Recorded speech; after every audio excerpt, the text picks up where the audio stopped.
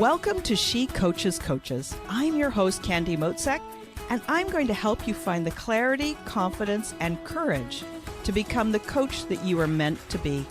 If you're a new coach, or if you've always wanted to be a life coach, then this is the place for you.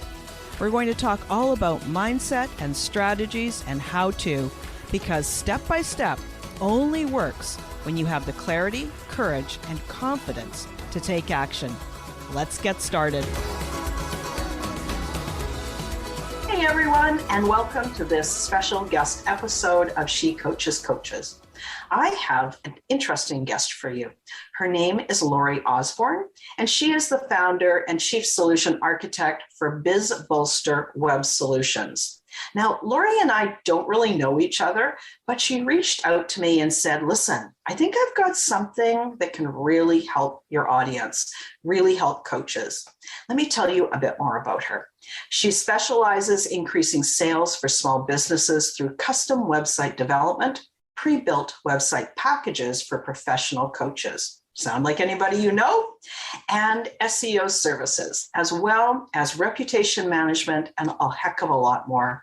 Lori has 30 plus years of small business and IT experience, and she's been a small business owner for over 15 years. She is married to the love of her life, and they live in Florida along with their two adorable fur babies. What kind of fur babies are they, Lori? Oh, two little doggies. I have a 5-year-old and a 17-year-old. Wow. You would never know she's 17. I know, she's crazy. Oh, amazing. 5-year-old Henri Terrier, and she's a black lab. Oh, nice. And usually those labs, they're not normally that long-lived, right? Yeah, she's just hanging in there. She's not even sick. I mean, she's amazing. Amazing dog. That's great. And I work in my she shed out in my backyard, and she's not here right now, but my dog is usually hanging out with me too. So I'm a real dog person.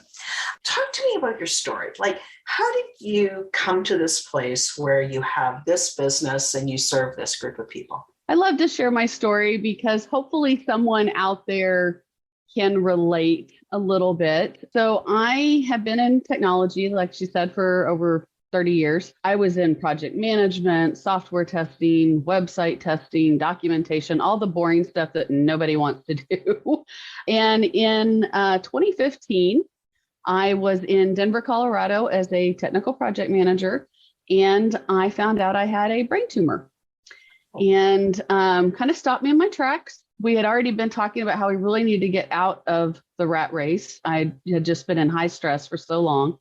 It is a meningioma, which is it was 97% of the time they're benign, and it is a benign tumor, but it is part of in my pituitary, and it's part of my carotid artery. So they tried to do surgery to get it off of my optical nerve, and when they did, they nicked that carotid, caused a brain bleed, caused partial blindness in my left eye, and a whole lot of issues with pain and speech and you name it. So basically, going through that and radiation, I just had to kind of stop and go, okay, I'm not going back to the corporate world. I am not going back to high stress technology. So what can I do, if nothing else, just to continue to use my brain? Even if I don't work again, what can I do to challenge myself and be productive and hopefully someday make money? So I basically just started dabbling with different things that would be different from what I was doing, but would still use my core skills. And I discovered website development and fell in love instantly.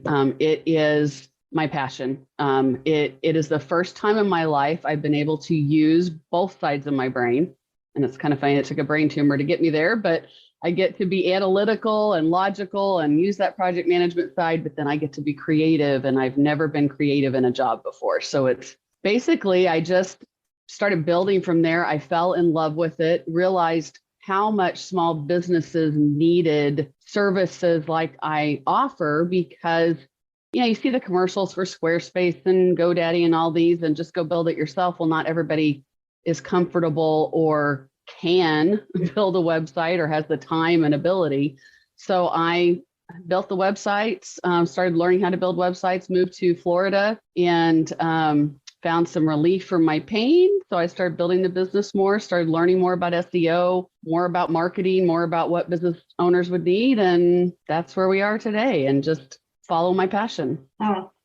There's something that you said about small businesses, and it's sure some of them can't, like it's just a whole different set of technical skills. But I think more than anything, what we don't talk a lot about is that most of them shouldn't. Like a coach, not necessarily a brand new coach just starting out, but let's talk a coach who's had, a number of clients, they've got some hours under their belt, they're starting to build some momentum, and now they're getting to this place where they have a good signature offering that they're going to put out to the market. So what is the best use of their time? Is it to become a not very good web designer, or is it to do their thing, coach their people? Serve their people, create that impact, right? So this thing about, we could do it ourselves, but really, really, why? Why do you want to? And so when you reached out to me, I was really interested in speaking to you, because I thought, okay, here's something that would be really good for my listeners. Here's something to give them a different perspective. So what do you find with working with coaches and online entrepreneurs? What do I find in terms of their needs? Their needs, and also their, are you often the second person that they've spoken to? Have they tried to do it themselves and now they're frustrated and they're coming to you and just like, help? Quite often, yes. I am often either I've tried it and I know it stinks and I need someone to fix it, or I've had my first website, it did its job, but now I really need a website.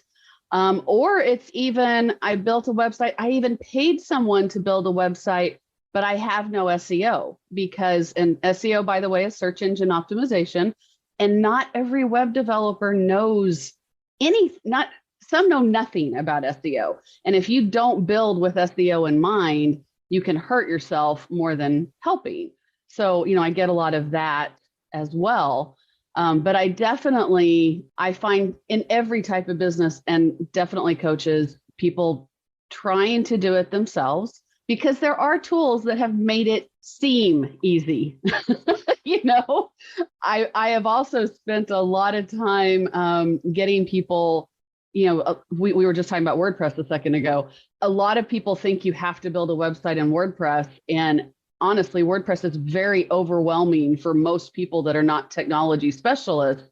And so I get that too. Someone either tries to build it or someone else builds it for them in WordPress, and then they can't do anything with it. So I honestly, the first 2 years I was in business, I'd say 90% of my business was getting people off of WordPress onto platforms that they could support themselves. Because, the other thing is not everybody can afford to pay someone every time they want to change a word or update a picture on their website. Yeah, exactly. So there's that balance. I just want to sort of put a little additional comment here about SEO. So SEO, as you said, is search engine optimization. Now, listen, a lot of people that listen to this podcast don't even quite know what that means. So I will tell you my very beginner version of it. If somebody types something into, we'll just say Google, because that's kind of the most popular right now. If somebody says, I'm interested in this topic in Google, those results that come up, those are happening because of search engine optimization. So if you're a coach and you coach people on burnout, for example, it would be lovely to make sure that somebody could find you in that area. Is that relatively accurate? You did. You almost quoted the exact definition. The only thing I would add is it's the work we're doing and the tweaks that we're doing to help you get higher in those search results, ideally to the first page. With coaches especially, there are so many of you, and it's so competitive that a lot of it too is getting down and figuring out the smallest niche that's going to be the most likely to be found. And that, takes research and analysis and trying to figure out, okay, how can we find you specifically? and what you specialize in. Yeah. And so one of the neat things about doing SEO with websites, and as you said, coming down to a real micro niche, showing that you're a real expert in that small field, is that social media, which so many coaches spend a lot of time on, is it's here and it's gone. Whereas something like what you're describing says, hey, I could find you today and I could find you next week. And given that you keep things up, I could find you next month too. So you're not always having to add fuel to the fire, like you're building the foundation of the fire. You've got some coals that you can rely on. So I hope that helps. And just, for the real new coaches out there, somebody who's never done anything about having a website, just for you to have little bits of knowledge like Lori is sharing, it's just going to make so much difference for you to do things right the first time, right? Yes, yes, absolutely. So Lori, tell me the kinds of coaches that you've helped create websites. I've worked with a number of different coaches, health-related coaches, business coaches. I'm trying to think of how to describe my favorite coach, Coach Judy. I would say just personal development overall, just really getting into that piece. I've got one of my clients is an addiction specialist, recovery specialist. So, kind of a pretty wide variety. Yeah, that's amazing. Yeah. And it's, and like you said, there's so many coaches out there, right?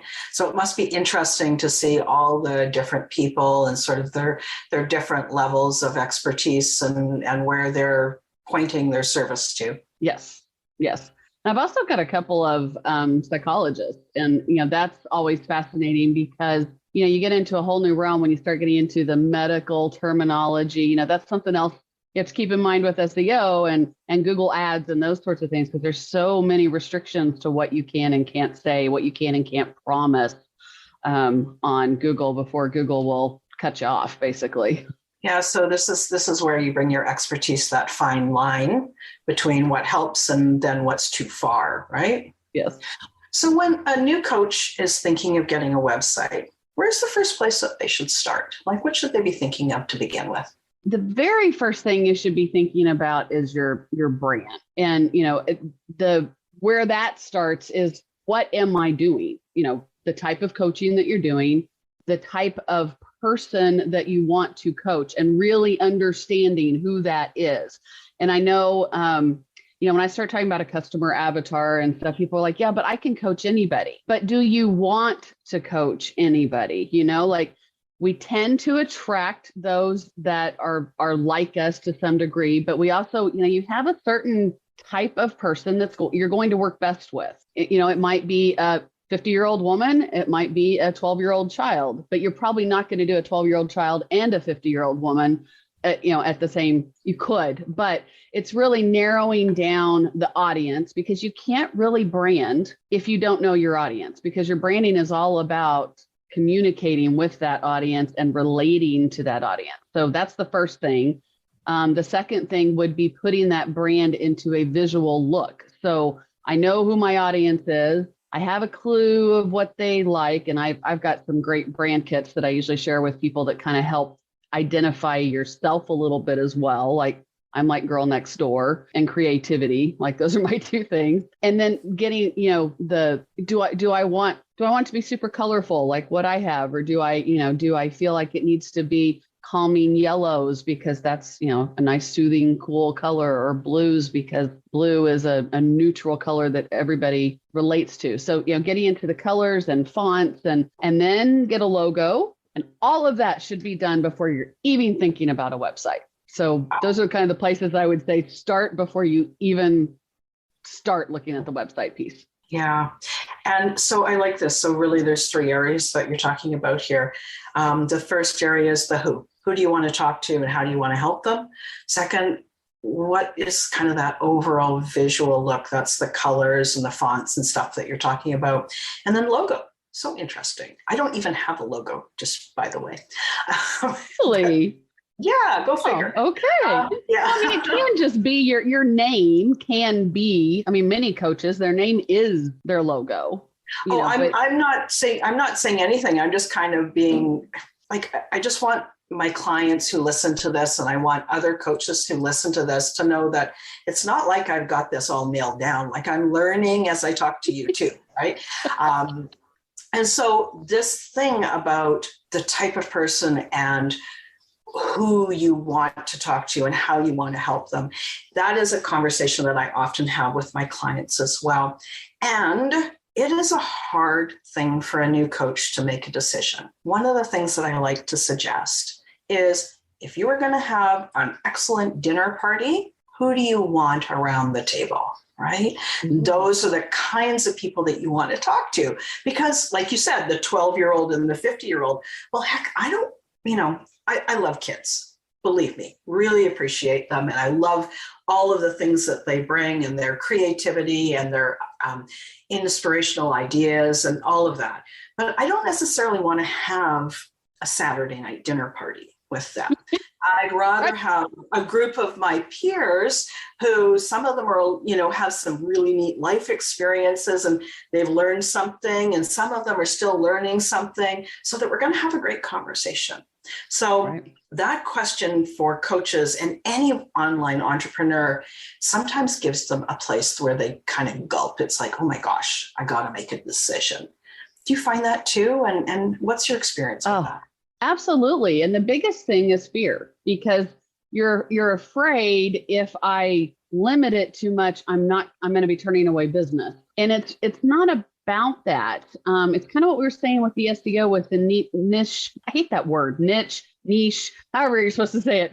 That area, the more expertise you have in an area, the more likely you are to attract those people. Where if you're trying to do everything for everybody, you're not an expert to any one group. Like, even just talking just now, I was thinking about, another coach I work with is a parenting coach, so here I'm saying I've got a parenting coach, a recovery addiction coach, a business coach. Like, those are three very different audiences. They would not market the same at all. And nobody, my parenting coach doesn't feel like she's missing out because she doesn't do a recovery coaching. She stays busy with parenting coaching. That's what she's known as. That's her expertise.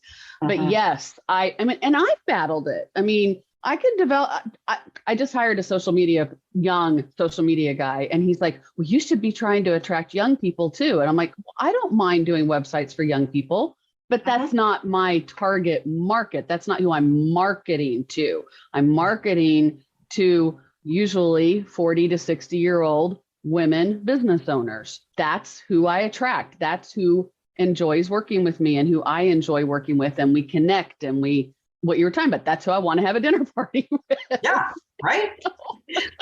And those are the people that, like, they're at a different level in their career. You described an extensive career, high stress career, and that is a whole skill set to manage that kind of life. And once you've had that life and then you're creating your business, you're going to talk to people who have also had similar experiences, right? So much easier. And there's so much business to go around. There are so many clients that we couldn't keep up with all of the ones. So it just serves us best and serves our clients best to say, hey, this is my group. This is my set of people, and I just thought of this right now when I think about the challenge that coaches have with narrowing down their niche and choosing their dream clients or their best clients. And I just think that, like, when you were in university and you were deciding on your major, your first degree, first major, you might have struggled a little bit making that decision, but you didn't think, oh, well, I'm going to do political science and then spend a lot of time saying, no, I should be doing engineering. Like, once you are doing it, kind of where you like to be, kind of what you're interested in. So you just go with it and you go all in. You don't spend your time going political science. No, I want to be an engineer. You don't worry about it in that way. And so I think that coaches could take a page out of that, especially midlife coaches who've made those kinds of decisions and, had their careers and done their degrees. I guess, like, oh, I could just treat it in the same way. It doesn't have to be so hard, right? Exactly. And as you're developing a business, you get a sense of the type of people you attract anyway. I mean, and like you said, there's plenty of business to go around. We have to get out of that competitive peace of mind and not worry about what everybody else is doing or who they're doing it for, and just be focused on, putting our best self out there. And then the right people are going to come to us because that's who is attracted to us. And I have found when I start working with people that we don't have that, it's a disaster. If I try to force it and try to work with someone that, I don't know, I'm thinking of one in particular that just wasn't referred to me, didn't, I don't even remember how she came to me, but, it wasn't a match. And it's no fun to do work with people when there's, especially with what you guys do. I can't even imagine trying to coach if there's not a connection there. I cannot imagine. Yeah. And then I'm thinking from the website development and design side, you've got to bring your passion to it. And if you're sort of in resistance with that person, it's really hard to serve them and help them create that best, most representative website for where they are in their business. Absolutely. Lori, you've given me lots to think about. Thank you. And I know that you're very welcome. This is always what happens. That's my goal. Make you think. My little brain is going around in a circle, lots of circles, actually.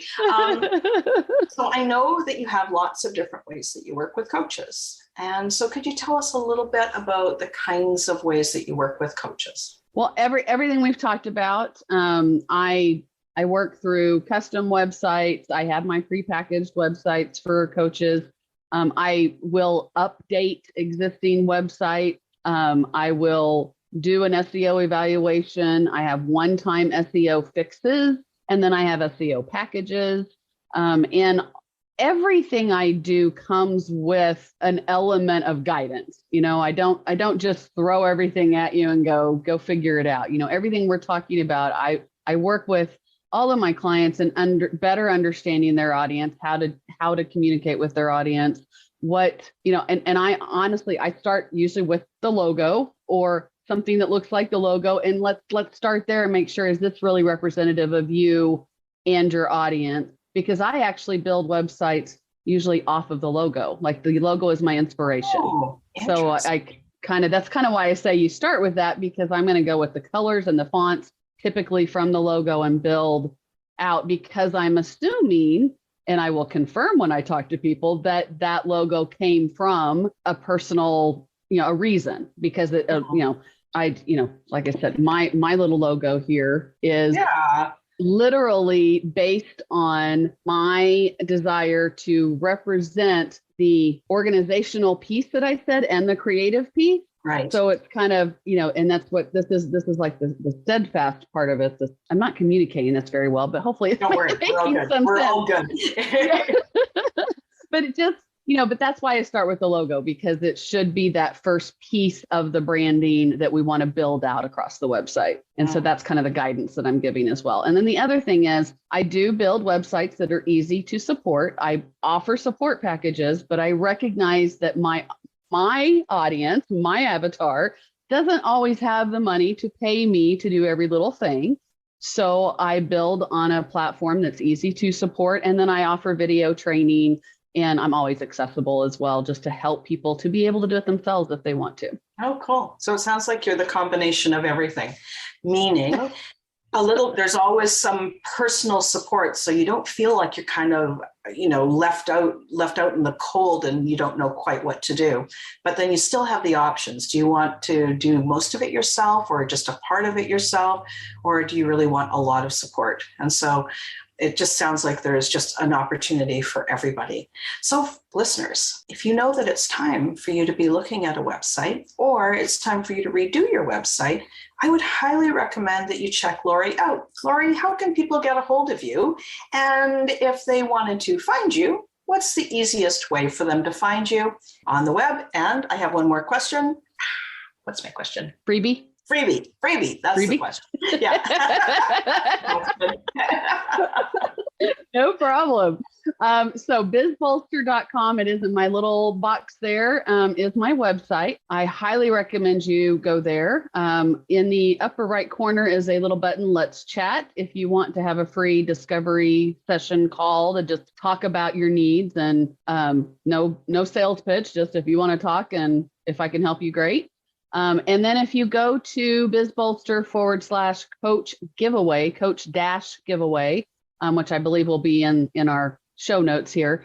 I've got some package or some promotions just for coaches. So there's a guide, how to be seen, your guide to website and SEO, and a free SEO analysis. So if you do already have a website, then we will do an intensive back-end analysis of how that website was built, how it's performing, and what things that you should do to improve that SEO. And I go over that with you on the phone so that you actually see it and understand it, because it is written in SEO terms, which is one of the more complex things that I do. So I try to help you understand what in the world it is that we're talking about. Oh, that's great. Okay. So for those of you who are listening to the audio only, it's bizbolster.com, bizbolster.com. And I'll make sure to put the link for Lori's website as well as the freebie in the episode notes. Thank you, Lori. I appreciate you spending time with me, and I really enjoyed the conversation. Well, thank you. Thank you very much. I love being here and love working with coaches. You guys I wouldn't be where I am without coaches. I mean, I honestly would not be. It's been a life and business changer. I encourage everyone to have a coach. Oh, yeah, me too. And it just made all the difference for me as well. And so that's why I do what I do. So thanks, listeners. I'm so appreciative that you guys are here. And I know that you probably got a ton out of this episode. Hope to hear from you again next week. And if you have any comments, you can always reach out to me, DM me on Instagram at Candy Motzek. I'd love to hear from you. And if there's anything in particular that you're interested in having another podcast episode on, send me a note. Love to get some input from you. Thanks again, and we'll talk to you soon. Thanks again for listening today. Please hop on over to Apple Podcasts and leave a review. Also, I would love to hear from you. Did something that I say resonate? What else would you like to learn about? Click the link in the player and leave a comment on the post. This is going to give me great ideas for future episodes so I can help you best. Join me again next week for more coaching, support, and teaching to help you become the confident coach you are meant to be.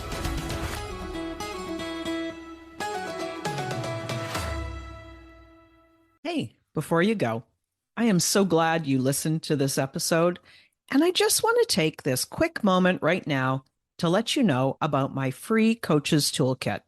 If you're looking for better ways to start and grow as a coach, then this free Coaches Toolkit contains the best resources that I've pulled together, as well as contributions from some of my podcast guests.